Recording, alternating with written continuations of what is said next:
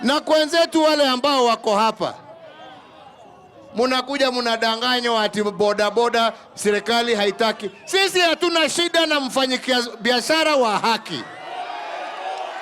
Tunaelewana?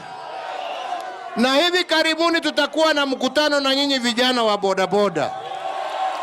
Tunaelewana? Tupange mikakati ya vile kazi itafanywa, tufuate sheria, tuheshimu wakina mama wetu, tuheshimu wazee wetu, wewe upate pesa yako, kila mtu afurahie. Lakini jameni, there must be order. Jameni, there must be order. Hakuna nchi ambaye haina order.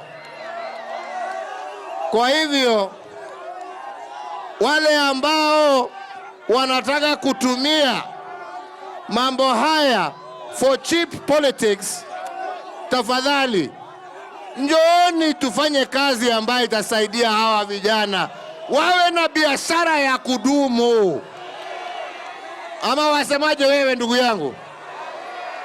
Unakubaliana na mimi? Unakubaliana na mimi? Hivi karibuni nitawaita jameni, tukae kikao kama wazee, tukubaliane na tusikizane. Na mimi najua hatuwezi kushindwa kusikizana. Si ni hivyo? Mumefurahia hospitali yenu? Mumefurahia hospitali yenu? Tutaishi na amani? Mutashikilia baba na Azimio mkono? Nione tena kwa mikono, nione. Nione.